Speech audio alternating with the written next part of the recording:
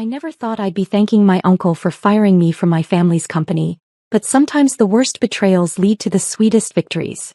Before I tell you how I turned from a terminated employee to the majority owner of Sullivan Industries, let me know where you're watching from in the comments. If you've ever been underestimated by your own family or pushed out of something you helped build, this story is for you. Hit that like button because the revenge in this story is better than any golden parachute. My name is James Sullivan, and at 32, I learned that sometimes you have to lose everything to gain even more. But let me take you back to where it all began, in the gleaming headquarters of Sullivan Industries in downtown Chicago, where my family's name stood proudly on the 60th floor of a building I thought I'd run someday. Sullivan Industries wasn't just a company, it was our legacy. My grandfather, Patrick Sullivan, started it in 1962 with nothing but a small electronics repair shop and a vision for something bigger. Through innovation and relentless work, he built it into one of the Midwest's largest technology manufacturing companies.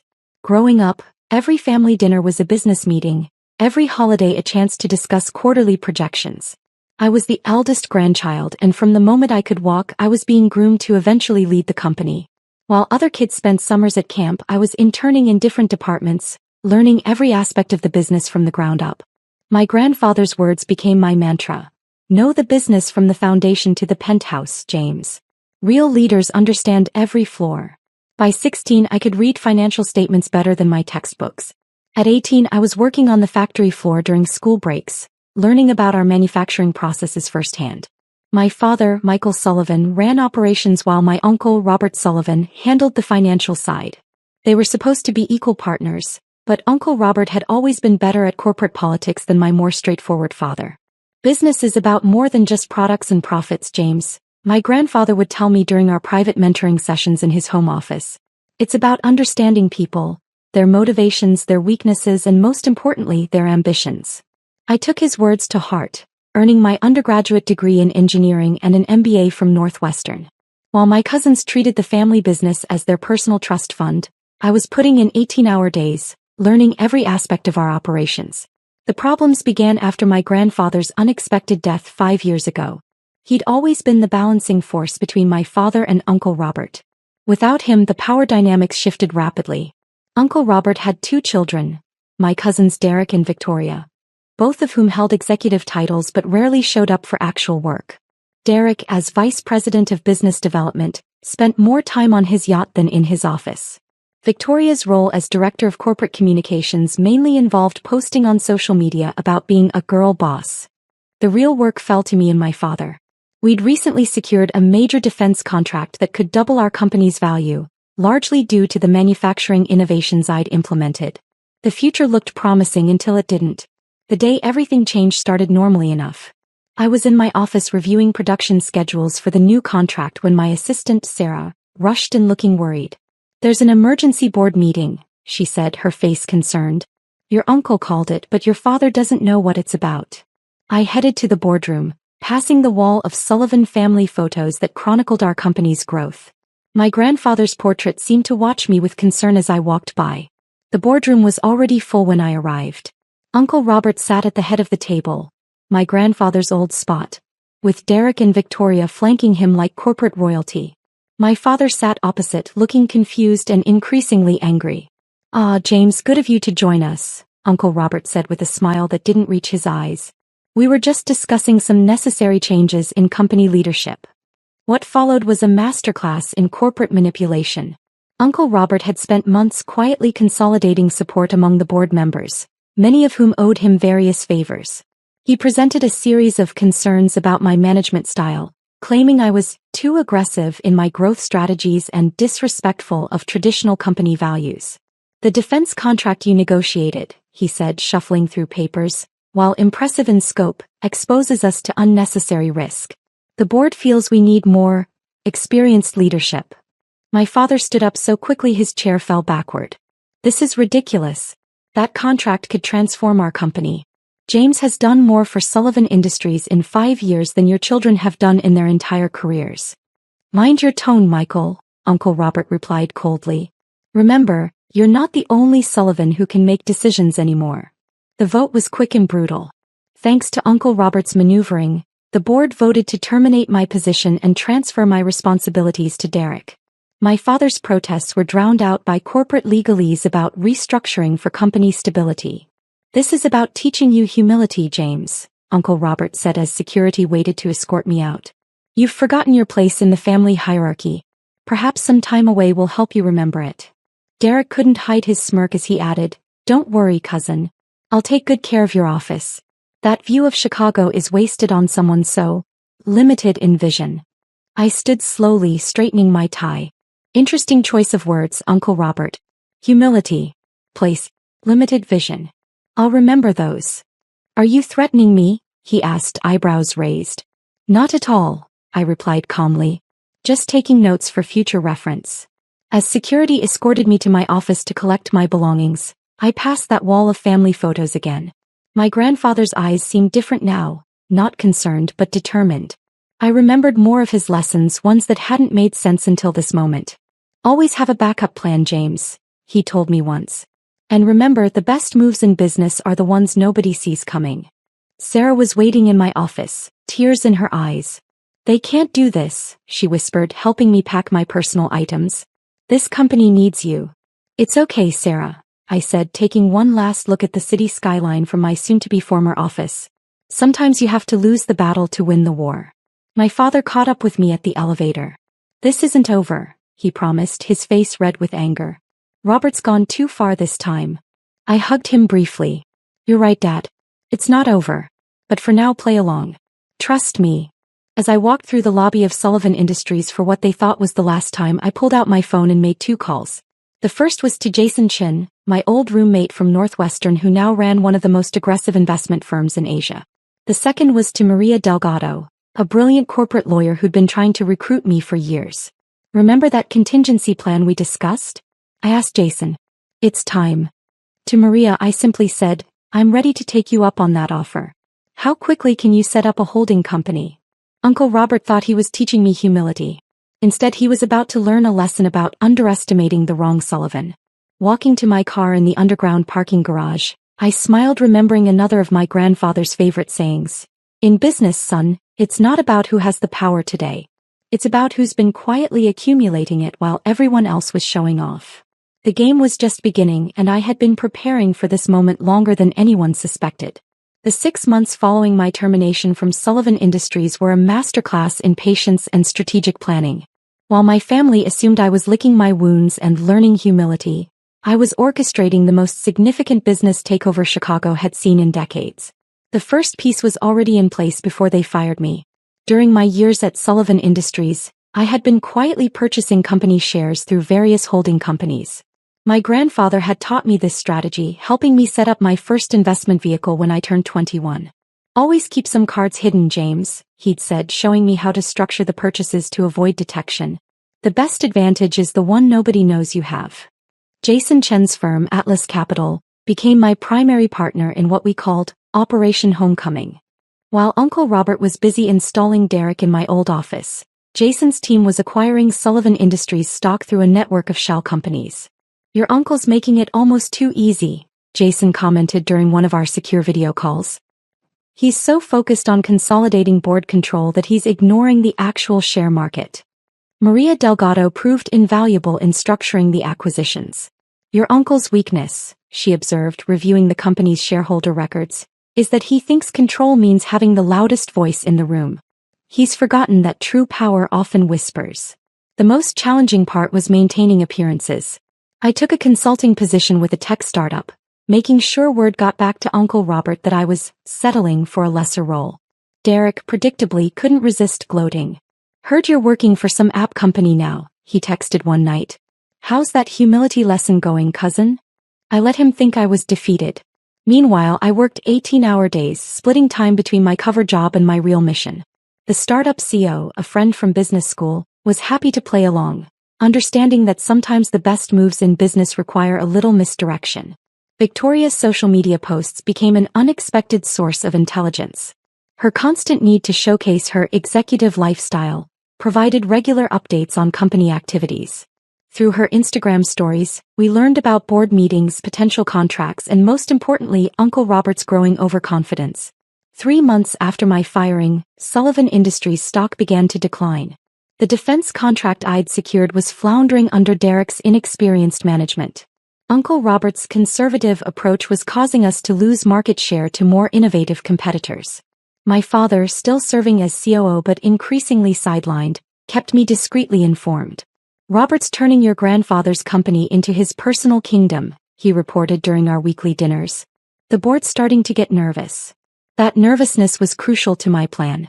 Maria had identified several board members who might be receptive to a change in leadership. We began making subtle approaches through mutual connections, testing the waters for support. The real breakthrough came from an unexpected source. My grandfather's old secretary, Margaret, now retired but still sharp as ever, contacted me with interesting information. Before his death, my grandfather had established a series of trust agreements that Uncle Robert had conveniently forgotten to mention during the power transition. "Your grandfather knew Robert's nature," Margaret explained, sharing decades-old documents. "He built in safeguards that nobody's bothered to look for." Those safeguards, once Maria's team decoded the legal language, proved to be game-changing. A significant portion of voting shares were actually controlled by a family trust, whose terms gave preference to third-generation Sullivans actively involved in company operations. "Your grandfather was brilliant," Maria said, reviewing the trust documents. "He set up a system that rewards actual contribution to the company, not just family name." By month 5, our position was stronger than anyone suspected. Through various channels we controlled nearly 30% of Sullivan Industries shares. The family trust documentation added another 15%. We just needed to consolidate a few more percentage points before making our move. The opportunity came when Uncle Robert, growing increasingly confident in his control, decided to celebrate the company's 60th anniversary with an extravagant gala. The event would coincide with the annual shareholders meeting, where he planned to announce a new direction for Sullivan Industries. "It's going to be epic," Victoria posted on LinkedIn.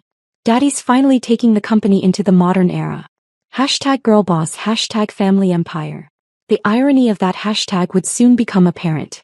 2 weeks before the shareholders meeting, I met with my father at his house. It was time to bring him fully into the plan. "You've been busy," he said, examining the documentation I shared. His eyes widened as he understood the full scope of what I'd accomplished. "I learned from the best," I replied.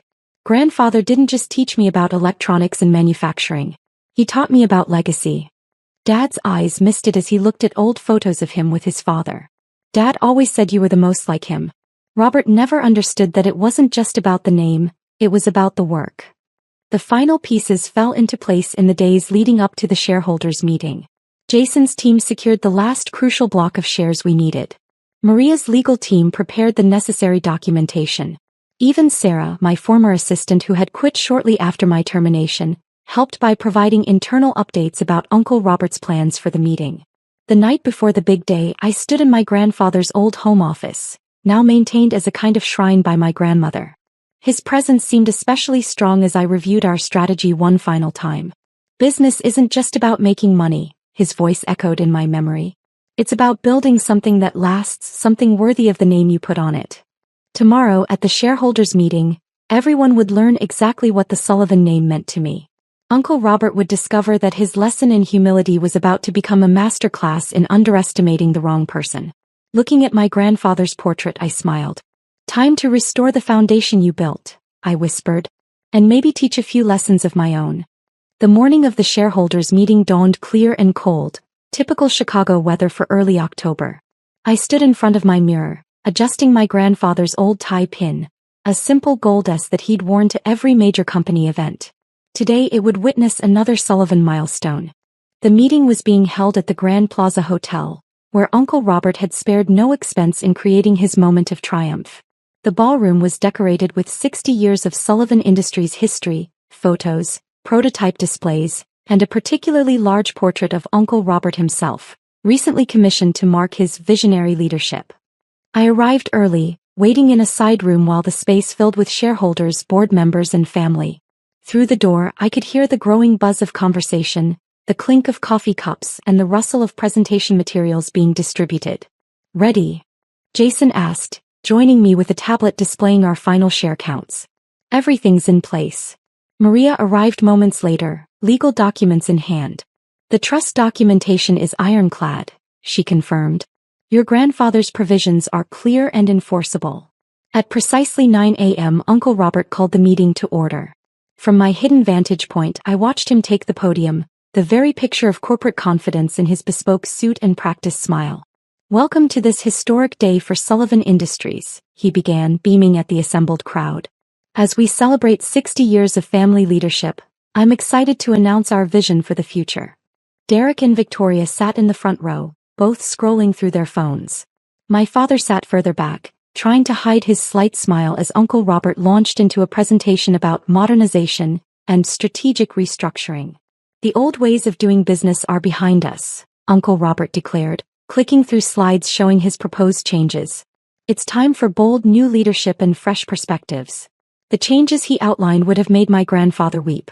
Cost-cutting measures that would gut our R&D department. Outsourcing plans that would eliminate the quality control my grandfather had built his reputation on. A complete departure from the principles that had built Sullivan Industries. "And now," Uncle Robert said, reaching the end of his presentation, "I'd like to call for a vote on these initiatives. As majority shareholder and chairman of the board." "I'm afraid there's been a misunderstanding about that majority," I interrupted, stepping into the room. The silence was immediate and absolute. Uncle Robert's hand froze mid-gesture as I walked to the center of the room. Derek actually dropped his phone. Victoria stopped mid-selfie, her perfectly arranged expression crumbling. "James," Uncle Robert recovered quickly, his smile tightening. "This is a private shareholders meeting. Security is unnecessary," I finished, nodding to Maria, who began distributing documents to the board members. "As a major shareholder, I have every right to be here." "Major shareholder?" Derek scoffed. "You don't have any shares. They were part of your termination agreement." "Those shares were," I agreed. "But not the ones I've been acquiring for the past decade. And certainly not the ones controlled by grandfather's family trust." The board members were now reading through Maria's documents, their expressions shifting from confusion to understanding. Uncle Robert snatched a copy, his face darkening as he read. "This is impossible," he muttered. "These trusts were dissolved." "Were they?" I asked, stepping up to the podium. "Or did you just assume they were because nobody had claimed them?" Grandfather was very specific about the conditions under which these shares could be exercised. Jason stepped forward, connecting his tablet to the presentation screen. The ownership diagram that appeared caused audible gasps throughout the room. "As you can see," I continued, "through various holdings and trust arrangements, I now control 51% of Sullivan Industries' voting shares. And my first act as majority shareholder is to call for a new vote. One on leadership."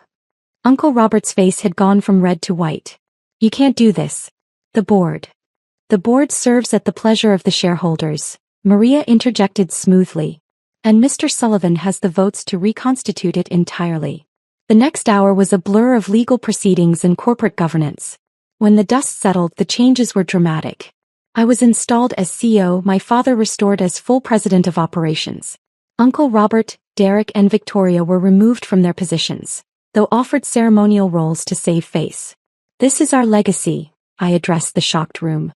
"Not a playground for entitled executives, not a piggy bank for family members who never learned the value of work. This is Sullivan Industries, built by a man who understood that true success comes from innovation, quality, and respect for every employee who helps build our products." The vote to reject Uncle Robert's modernization plan was unanimous. The board members, many of whom had known my grandfather, seemed relieved to see the company returning to its core values. As the meeting concluded, Uncle Robert approached me, his swagger replaced by uncertainty. "You planned this all along," he said. "Even before the firing." "No, Uncle Robert," I corrected him. "I learned it. From every dismissive comment, every time you underestimated me, every moment you thought you were teaching me humility. The lessons just weren't the ones you intended." The aftermath was both swift and far-reaching. News of the change in leadership sent Sullivan Industries stock soaring. Employees celebrated the return of what they called real Sullivan leadership. The defense contract, nearly lost under Derek's mismanagement, was saved and expanded. Victoria's final Instagram post about Sullivan Industries read simply, "Sometimes the boss girl gets bossed. Living my best life in Bali. #new chapter #blessed." Derek tried to launch his own tech company but discovered that yacht maintenance skills didn't translate well to actual business management.